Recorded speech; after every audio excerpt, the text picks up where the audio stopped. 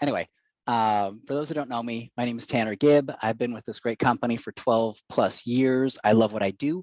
I'm a technical communications manager. I work in our global research and development department. So send all the love and from our R&D and our science nerd team. I'm part of that team. It's a wonderful job that I have. So yeah, one of the things I get to do is travel the world. Of course, with COVID, it's kind of slowed down a little bit, but slowly starting to creep back in and talk about these incredible products that we have. And so today, should we jump right in and talk about the science of microbiome and digestive health? Let me share my screen. Well, in a second, if you want to enable me to do that, I'll share a few slides and we'll talk about some science about the microbiome and the gut health. This is a hot topic. This is an area of science that's really expanded our understanding of health. And it used to just be like, well, gut is in the gut, right? That's what it does. And today we understand that, look, it's the gut that impacts the rest of the body systemically. We know that the gut can impact our immune system. It can impact digestion.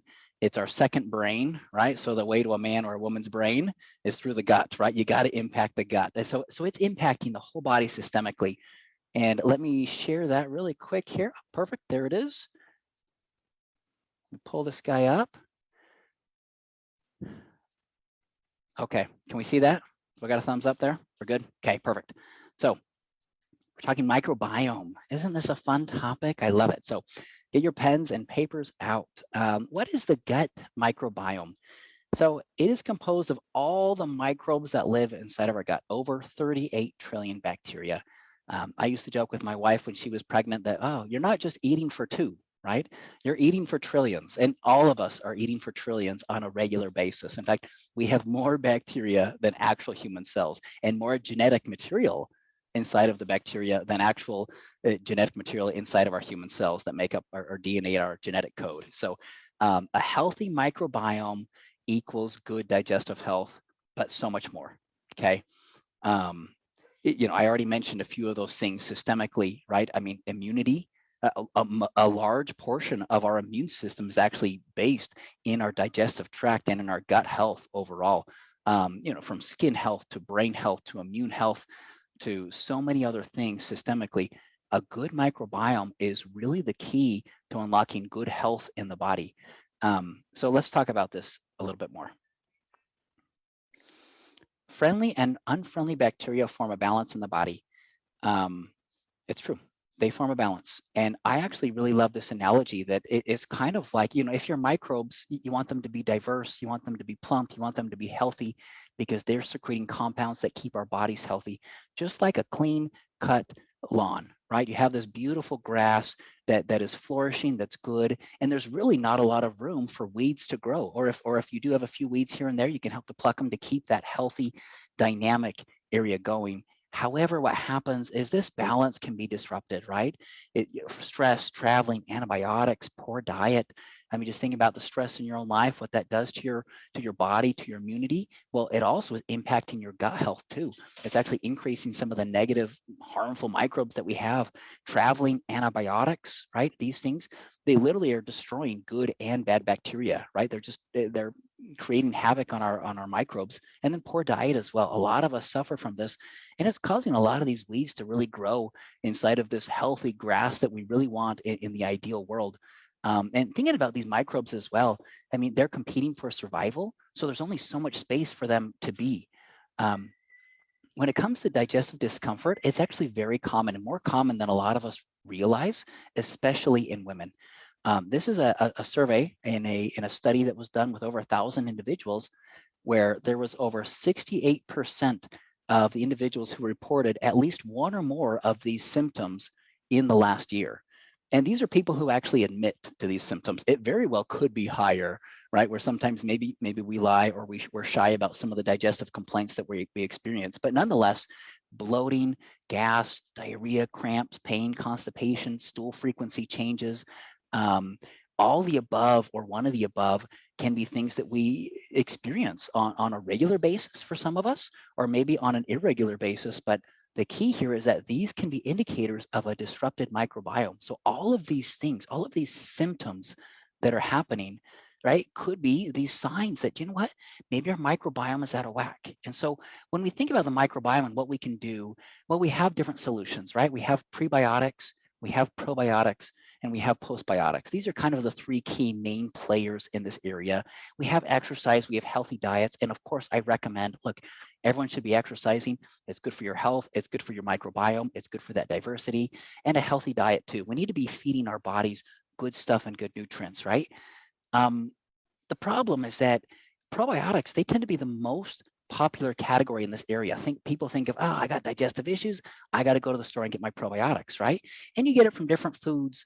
You look at this list here, you know, yogurt, kombucha, pickles, kimchi, whatever your favorite is, you go for that in the store, but maybe it's not doing all the good that you think it is. And there are limitations to these probiotics, right?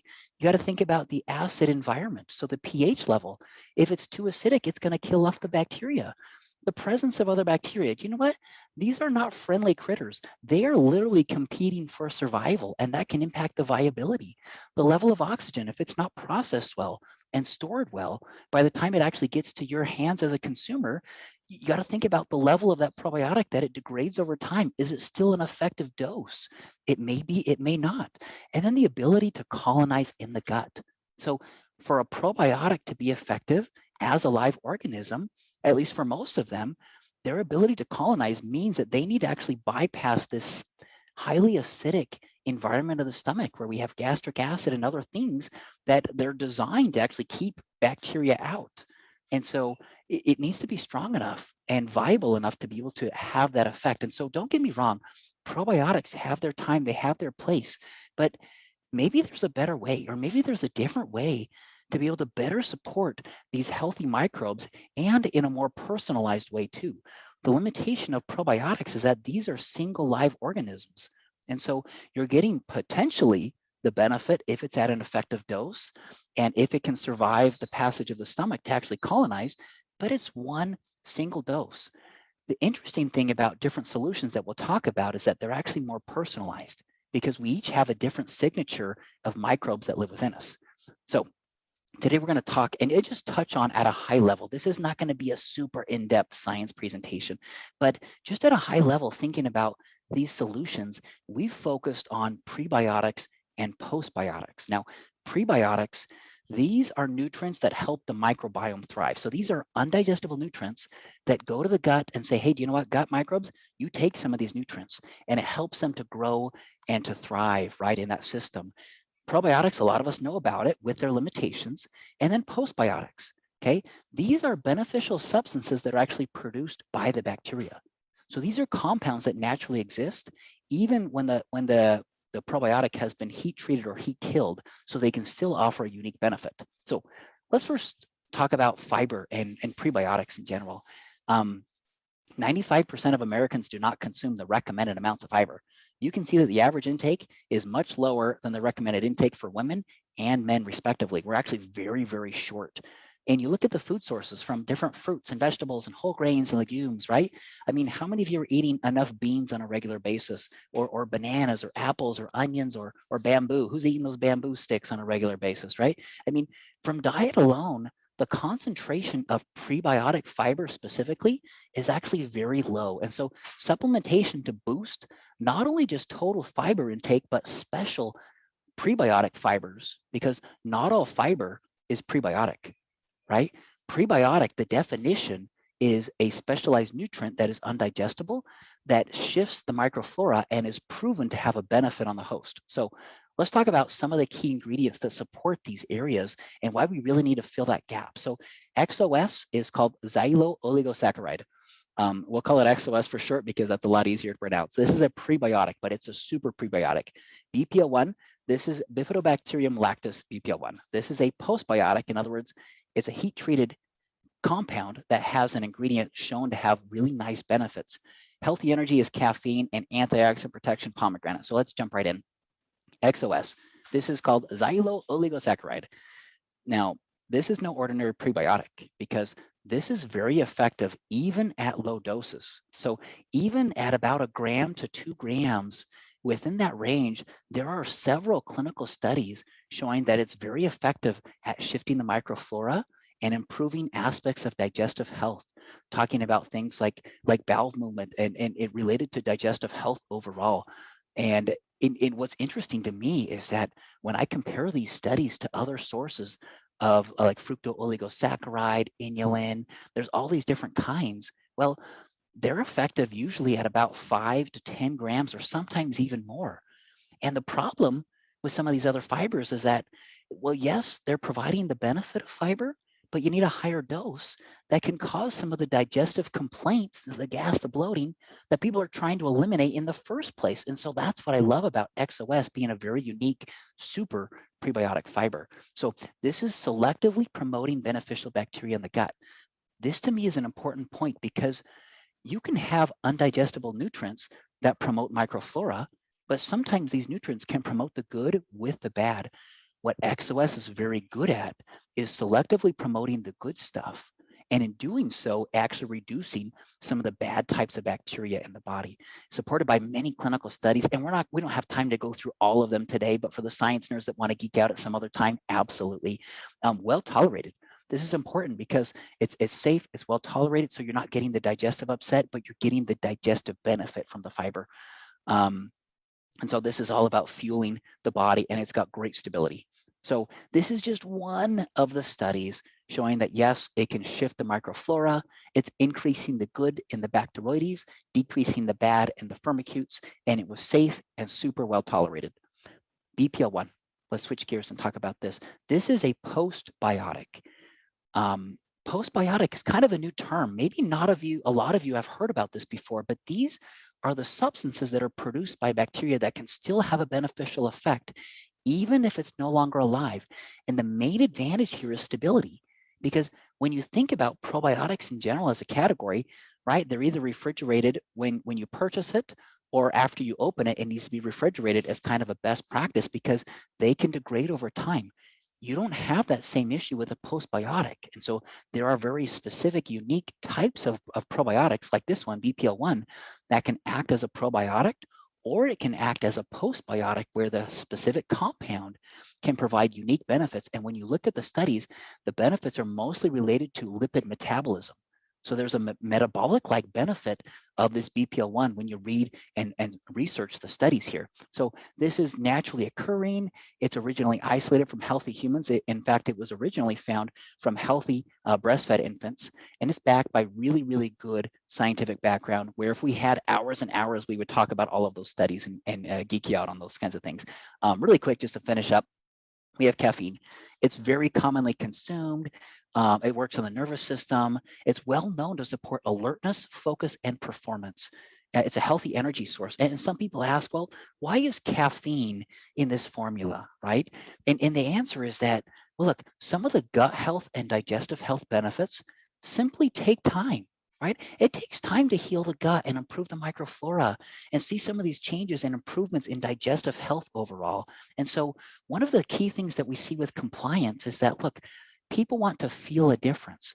And this is an ingredient that is safe, it's effective, and it provides that alertness, that focus benefit, and that performance benefit in the short term. So it's an acute thing, but when people feel a difference, they're more likely to continue along with taking these ingredients to be able to feel the benefits of regular consumption over time. And then pomegranate. Pomegranate is really one of my favorite ingredients. To me, it really is a superfruit just because of the compounds and the benefits that it provides.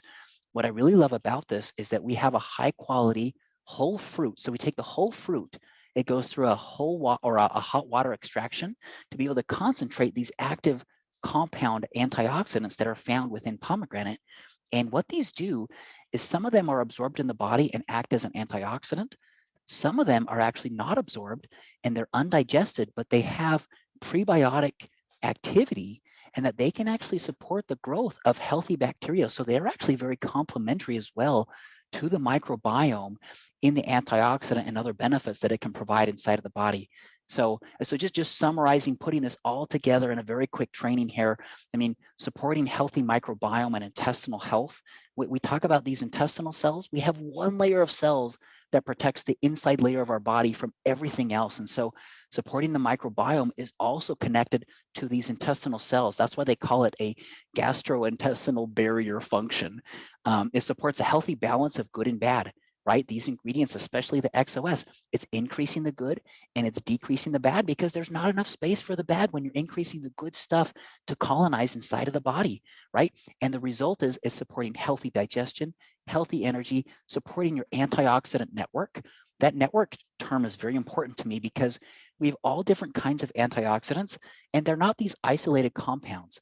They work together in a team, kind of like a team, like a soccer team or a basketball team or whatever team working together to be able to support the effects, because there's more than one type of free radical. There are multiple different types of free radicals. And so it's a whole team effort to be able to support this network, and pomegranate really plays an important role in that network effect, and then helps harness the benefits of healthy microbiome through a dual approach. So we're using the prebiotics and the postbiotics for really comprehensive gut health, digestive health, intestinal health overall. So this is something that I'm super excited about. And there is the end of my slideshow. Let me stop sharing and turn it right back to you.